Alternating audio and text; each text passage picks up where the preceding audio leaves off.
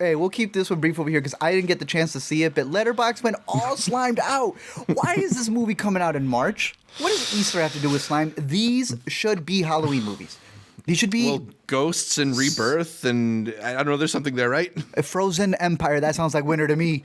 What is this doing coming out so early? Zach, I didn't mind the last one. I thought it was decent. But this feels like they're redoing something that they've been trying since 2016, which is, what if we got the Ghostbusters back together? They didn't want it in 2016. But what if we did it again in a couple years ago? What if we do it again now? Yeah. I saw a stat saying that the 2016 version that gets belittled all the time made more money than this and the last one combined for opening. That's sad. Yeah. I mean, they did the whole, like, let's try an all-women cast, and then people pushed back on that, and there was a lot of, like, weird men's rights activist stuff, and so they very quickly pivoted. It's like, oh no, is this what you want? And it's just made the franchise worse, it feels like. Yeah. But, yeah, I mean, I think the thing that really sort of annoys me about the last two is that it feels like it's sort of lost the plot of what Ghostbusters is or was. And this isn't me trying to be like, well, this isn't my Ghostbusters or anything like that. But like, when this franchise worked best, it was because it was like a workplace comedy about people who do ghost stuff, right? Like it really emphasized that, and especially with the cast, with Dan Aykroyd, who is obviously a really well-known comedian, Ivan Reitman, who's a legend in terms of what he's done behind the camera and also some stuff in front of it, and then obviously Bill Murray's like the iconic comedian, Ernie Hudson, also part of that. Even what's his name that I'm forgetting from Honey, I Shrunk the Kids, Rick Moranis, in that first one. He didn't come back for this one, did he? No, he did not. They couldn't throw enough money at him to get him in this one. That would actually got me to go see a Tuesday show. But yeah, I don't know. Like, the roots are so much more comedic than what has become like a sci-fi adventure with quips. I feel you. And it's so invested in like the lore behind these ghosts, and it just doesn't really, it's not that interesting. Like, they're trying to inject this gravity into what has traditionally been a very kind of light and breezy fun franchise, and it just feels like off, like that, like an imbalance. Like, they're trying to be more like other movies instead of being more like themselves. Like Marvelification? Maybe it's the Marvelification, the franchisification of it all. But like, even a Marvel movie, the average Marvel movie, I find, has more jokes than this one did. It was really just devoid of it. You know, like, they seem fine as actors to me, but I don't think Finn Wolfhard's funny. I don't think McKenna Grace is funny. I love Carrie Coon as an actress, but like, she's also not exactly like a bag of laughs.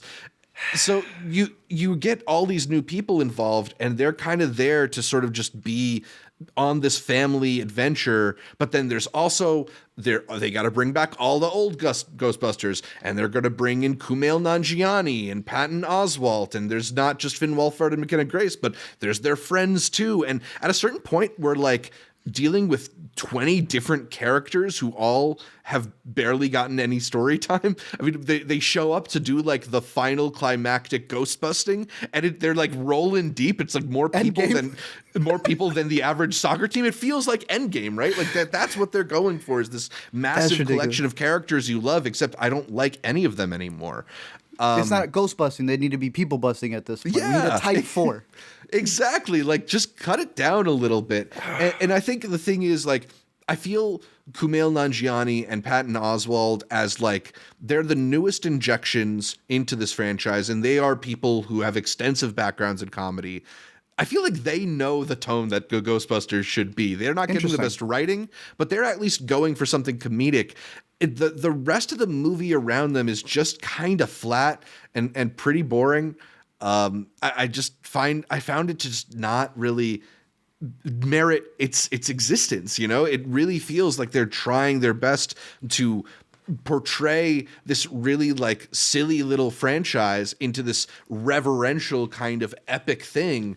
And it just feels off, right? Like, maybe it's because this is what we're doing to every piece of nostalgic pop culture, is sort of dusting it off and trying to show our reverence for how holy and amazing it all was. But like, you lose the plot when you try to make a Ghostbusters sequel, and it's just not funny. True. I like what you said there. It's almost like a religion now. You're showing your loyalty to the brand to a degree. Yes.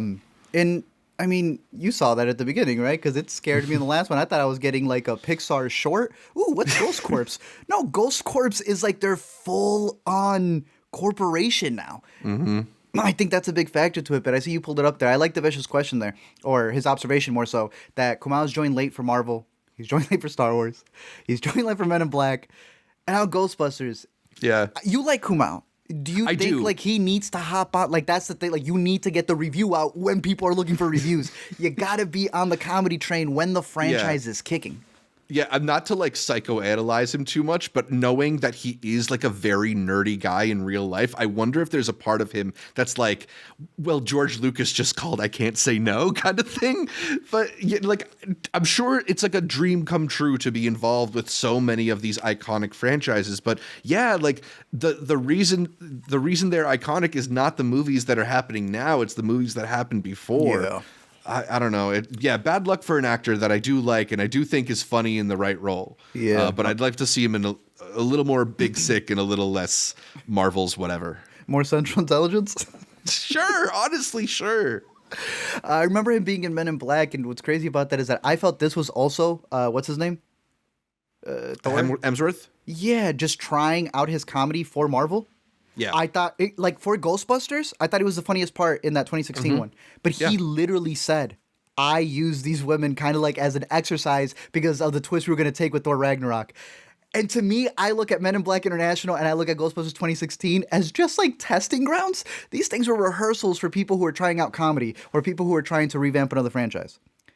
Kumail needs to get on something that's going full throttle. I know Eternals was supposed to be that. Yeah. Like, he's ripped now. It's the new Kumail that... Would you say he's the better one of this, like between Patton Oswalt? Yeah, I mean, I think he's got a more significant part. I don't know. He's fine. I think Patton Oswalt's part's a little funnier, but okay. Yeah, it's just like they are sort of giving him kind of the new Rick Moranis role in this one. I don't know if it works all the time, but he's trying, you know? And I think, you know, they really are centering McKenna Grace a lot in this one, and I think she's good in a dramatic way, but the drama isn't interesting, and she's not comedic. I don't know. Bruh, tell me why, and just so I can confirm here. It'll be the last thing that I say. Yeah. But can you explain to me why McKenna Grace is going to be at Lollapalooza, bro? Is she an artist, too? This is news to me. She is literally announced for Lollapalooza. Well, now I'm coming, right? Hey, McKenna Grace, you do your thing, girl. It may not be the best movies, but maybe that's because you were invested in music. Now, I like McKenna Grace as an actress, but I agree with you. Yeah. She's in the franchise era thing. I want to see her go back to some of the other stuff because she's about to hit a whole new slate of roles. She's no longer the little girl. Mm-hmm. So and look, like she's doing like an interesting job here. I just think it's unfortunately a bad part. The person I'm more concerned about is her co-star Finn Wolfhard, who has like run this kind of awkward teenager to the ground, sort of into the ground, man. And he's the best one out of the group, performance over and over and over. We got somebody else. We got somebody else coming up. He's not leading this movie. The other co-star is leading at least theirs. Yeah, but keep going. Mm-hmm. I agree with you. I feel bad for the kids. Yeah, will they have something? Maybe like he needs to grow up a little so people can take him seriously in adult roles. Like he's still only 21, but I think just shoehorning him into this like awkward but kind of edgy, cool, but not edgy enough to be a threat to your parents kind of vibe, where he's like not even that funny. He's just awkward. I don't know. It's really running dry for me. Yeah, I like them. I think his best version of that has been in the It movies. I think that was even better than when he did it in Stranger Things. So yeah, we'll see. I guess the final thing would be is, do you recommend this over the last one, Afterlife? Or do you think it's getting worse? It's hard. That's hard. I think just about even. Maybe a slight edge to this one, just because I think... Really? I think, you know, even the addition of stuff like Kumail and Patton and stuff just makes it feel a little bit less like you're just scraping the bottom of the barrel. You know? Like that creepy ghost... Reanimated Ivan Reitman? That's the other thing. Thankfully, they leave that on the cutting room floor in this version. Oh, I see. This one is even done by the son of the last one. Remember, because it wasn't. Was it Reitman? Jason Reitman is only the co-writer of this one. He didn't direct this one. But it wasn't. It wasn't Reitman. It was what's his name? I'm blanking on who it was that they brought back. Reitman was a director of the originals, and then his boy came to do it. Yes, the Ivan reanimated Reitman. Was somebody else. No. No, was it Harold Ramis? It was Harold Ramis. Thank you. Yes, yes. Ivan passed after Afterlife. Yes. Yeah. It was the craziest part. His So son he takes actually the gets reins. he gets a dedication at the end of the In movie. this one? Okay, cool. Yeah. Did they have more slime? Because that's all Pop said. I remember them talking behind the scenes for the last one, and you could tell Papa was right there with Ivan, like, you're going to do it, or with Jason, you're going to do it this way. And their biggest argument was there wasn't enough slime. Papa said that there should always be more slime. Was there enough? Not a lot, from what I remember, to be honest. All right, it's stay home, people. More ice than this one. Frozen Empire. More ice.